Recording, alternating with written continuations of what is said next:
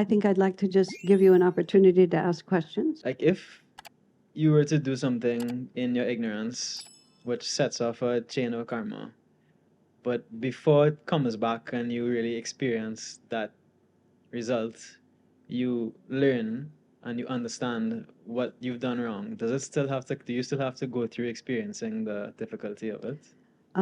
Okay, think of it like this. Bear in mind, it's all just energy. It's all energy and magnetism.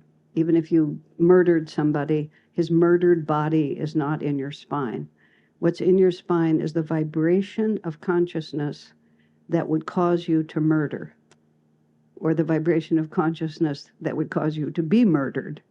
But the murder and the murder weapon and the blood and the gore and the weeping family and all that, none of that's there. It's all vibrations of consciousness from complete ignorance to absolute enlightenment. And even though each of us may express that vibration differently, each of us have to progress through all those vibrations from complete ignorance. So, and what stores in the chakra is energy at the vibration of whatever level of reality you have affirmed by your actions and reactions and thoughts and feelings. You know, I can talk a really good story about death and freedom from death, and I'm on the freeway and somebody does something reckless, and for 1 second I think I'm going to get smashed, and I feel myself tense and be afraid. And I think, that's actually my level of consciousness. And then when I was talking about the incident where the woman triumphed in a way that she shouldn't have triumphed, and my actual level of consciousness was not revenge and anger, it was just compassion. That's nice. You know, look at who I really am. So I store in my chakra compassion instead of revenge and anger. And so whatever I've stored, that's the karma that we've done, no matter how extreme or minor. The chakras are a constantly shifting pattern of energy. Every single thought, feeling, and action is recorded according to what level of consciousness it represents.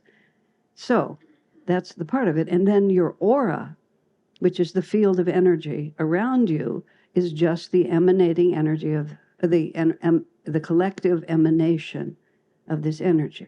And they speak of the chakra itself means wheel, and the word vritti, it means whirlpool. So you have the chakra itself is a moving force, and the vrittis, if you become terrifically attached to someone, for example, and you live your whole life and they never pay attention to you properly, that's a center of energy around which other energy gathers. So, you know, perhaps you were in love with this man and he never looked at you, but he married this woman who was taller than you and had beautiful long blonde hair. It may register in your mind, to get what I want, I need to be taller and have really long blonde hair. And then you're born and you're always going around using your height and your beautiful blonde hair to try to attract this, even if you don't remember. That's the vibration. Happiness will come to me if, and so I think about it this way. As we learn lessons, the power of the river flowing toward truth is stronger than those vrittis, and it absorbs them. The power of the river gets stronger, and those centers of karma gradually disappear. We finally get to marry the guy and realize he was just really a chump, and we don't want to be with him ever again. So our vibration changes. Most of the time, we have to fulfill it before we let it go, which is why it takes us so long. We learn from being disappointed, but we learn more from being fulfilled. Because even when it's beautiful, he's not a chump. He's everything I ever hoped he would be. We had a wonderful life together. But without God, it's still not enough. So it's not that it wasn't wonderful. It's just that when I finally drank that cup to the bottom, I realized I was still thirsty. And then we begin to put things aside and seek God. I was born wanting to have many children. At a certain point, I realized that what I was looking for was not children, and I just almost overnight just lost that intense desire. And it's never come back to me, even though I still love children and I oogle at babies. But I've been there, done that, and I was thinking that I wanted it, but I transcended it, you see. Now, all of that energy in your chakras creates your aura. And that's when people, quote, read your aura. They're actually reading the energy in the chakras because that's what creates it. And the chakras are your unfinished karma, like this. So your aura is both what attracts and repels, like this. And also, it's a certain vibration. So it's like the atmosphere of the Earth's atmosphere. And if a meteor comes into that atmosphere, the atmosphere will burn up a lot of that meteor. And maybe by the time it hits, it's just a little pebble.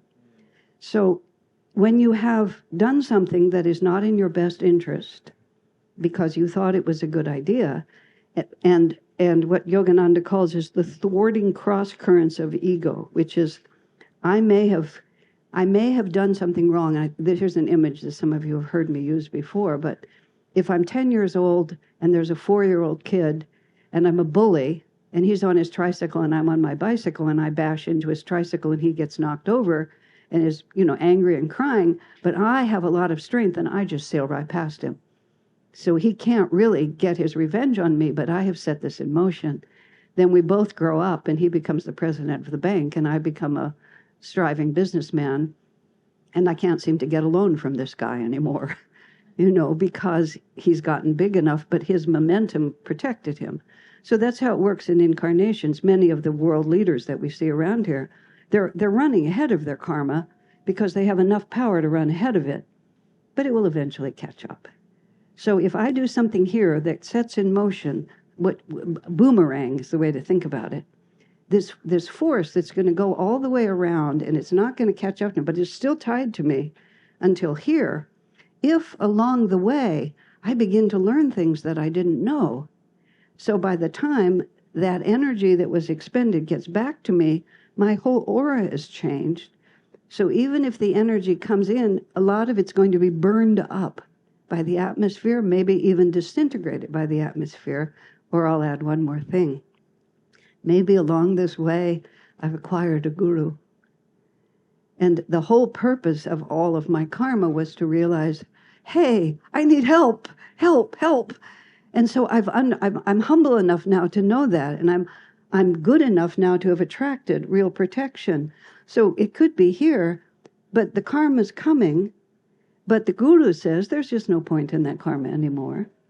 And this is the phrase, the guru takes the karma.